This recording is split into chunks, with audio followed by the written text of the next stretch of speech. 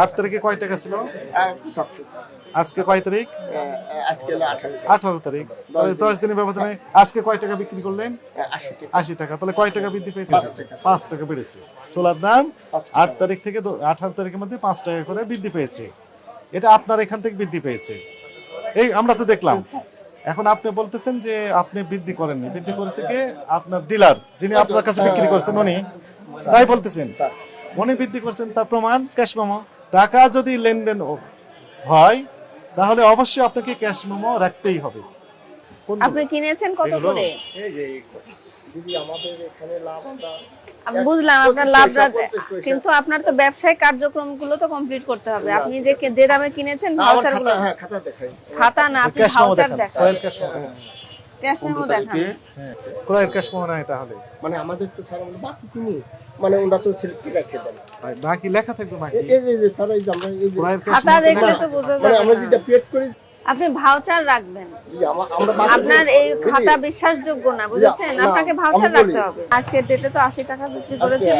আজকে বাজার 80 টাকা 8 তারিখ থেকে 18 তারিখ 10 দিনের ব্যবধানে 5 টাকা করে বাড়িয়ে দিলেন। স্যার বাড়িছে, সোলার দাম বাড়িছে 8 তারিখেরটা 18 তারিখ দুই ক্যাশ মেমোই দেখানো। স্যার, আমাদের কি একটা মেমো নাই। স্যার আমাদের যেটা পেড হয় সেটা আমাদের কাছে দিয়ে যায়, ওনাদের কাছেই আছে। আপনি অনেক সিনিয়র মানুষ এবং অনেক বছর যাবত ব্যবসা করছেন।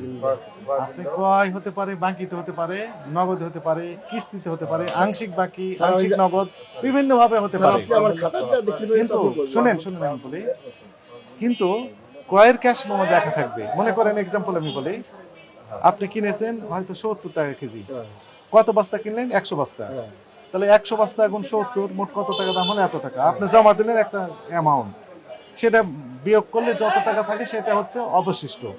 এভাবে লেখা থাকবে ক্যাশ মেমোতে। সমস্যা কোথায়? স্যার না মেন কি স্যার আমাদের আপনার বাকি খাতার কথা থাক, খাতার আপনার একটা তথ্য ক্যাশ থাক, মেমো ক্যাশ নাই। মেমোতে থাকতে হবে। খাতা আপনার হ্যাঁ, আর সিটি, ক্যাশ মেমোটা সিটি। সেই বিক্রেতা। দিদি, আমি 17 তারিখে আপনি ছোলা কেনেননি, তাহলে সেই 16 তারিখের ছোলাই আপনি বিক্রি করে যাচ্ছেন। হ্যাঁ। 16 তারিখে দাম ছিল 78, তাহলে তো 80 টাকা তো আপনিই বাড়িয়েছেন। দিদি আমি 78 টাকা করে কিনছি আমার। ওকে, ঠিক আছে। 16 তারিখে কিনে এই যে আপনি 18 তারিখে 16 তারিখে 78 টাকা বিক্রি করলেন, 17 তারিখেও ছোলা কেনেননি, 18 তারিখেও ছোলা কেনেননি, তাহলে 18 তারিখে 80 টাকাটা দাম ওই কি ঘরে হবে? যেগুলো ছিল দিদি আমি 16 তারিখে কিনছি, এই যে 78 এই 16 তারিখে 78 টাকা বিক্রি করলেন, এটা কবেকার ছোলা? এটা ওই 2 দিন আগে কিনা ছিল। 8 তারিখ থেকে আজকে কয় তারিখ? 18 তারিখ। 8 দিনের ব্যবধানে 5 টাকা করে দাম বাড়িয়ে দিলেন। ক্রয়ের ক্যাশ মেমো নাই আপনার একটারও। এটা তো অ্যাকসেপ্টেবল হবে না এই আপনার। হলো আচ্ছা শুনেন, আপনি আপনার পদ্ধতিতে এটা যে পদ্ধতিটা মেনটেন করছেন এটা কারেক্ট পদ্ধতি না। আপনাকে ভাউচার সংরক্ষণ করতে হবে। তাহলে দিদি আমি আপনার যদি বাকি থাকে, আমি আপনার বাকি যদি থাকে, বাকি লেখা থাকবে, কিন্তু ভাউচার আপনাকে রাখতে হবে। তাহলে আমি আপনি ভাউচার দিচ্ছেন না মানুষকে, হ্যাঁ আপনাকেও ভাউচার নিতে হবে। তাহলে আপনি বাড়িয়ে আর দিলেন। আপনার ভালো কথা, আপনার মূল্য তালিকা টানাননি কেন? মূল্য তালিকা টাকা নিয়ে গেলেন, ভালো। মূল্য তালিকা রাখাটা তো আইনত শোনা, বাধ্যতামূলক। 8 তারিখে কয় টাকা ছিল? 70 আজকে কয় তারিখ? আজকে হলো 18 18 তারিখ। তাহলে 10 দিনের ব্যবধানে আজকে কয় টাকা বিক্রি করলেন? 80 টাকা 80 টাকা। তাহলে কয় টাকা বৃদ্ধি পেয়েছে? 5 টাকা। 5 টাকা বেড়েছে। ছোলার দাম 5 8 তারিখ থেকে 18 তারিখের মধ্যে 5 টাকা করে বৃদ্ধি পেয়েছে। এটা আপনার এখান থেকে বৃদ্ধি পেয়েছে। এই আমরা তো দেখলাম। এখন আপনি বলতেছেন যে আপনি বৃদ্ধি করেননি, বৃদ্ধি করেছে কে? আপনার ডিলার, যিনি আপনার কাছে বিক্রি করছেন উনি, তাই বলতেছেন।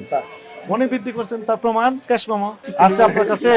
আপনি বাকিতে হোক, নগদে হোক, কিস্তিতে হোক, যে মূল্য যদি আপনি পরিশোধ করতে হবে, এই যদি হয়ে থাকে, টাকা যদি লেনদেন হয় তাহলে অবশ্যই আপনাকে ক্যাশ মেমো রাখতেই হবে। লেখা থাকবে বাকি, বকেয়া, যাই ভাষায় লেখেন না কেন। শুনেন, আপনার এই যে মূল্য তালিকার যে টানানো নেই, এই এক অপরাধের জন্যই 50,000 টাকা জরিমানার বিধান রয়েছে। আর আপনার যে ভাউচার নেই তার জন্য আরো 50,000 টাকা জরিমানার বিধান রয়েছে, বুঝেছেন? 1 লক্ষ টাকা জরিমানার বিধান রয়েছে আইনেই। আর এখন থেকে আপনি যদি এইগুলো টানাবেন, এই প্রতিশ্রুতিতে আপনাকে সতর্কতামূলক ভাবে 10,000 টাকা জরিমানা আরোপ করা হচ্ছে। এই প্রতিশ্রুতি যদি আপনি ভঙ্গ করেন তাহলে আপনাকে এই 2 ধারা সর্বোচ্চ দণ্ডে দ্বিগুণ দণ্ড দেওয়া হবে পরবর্তীতে।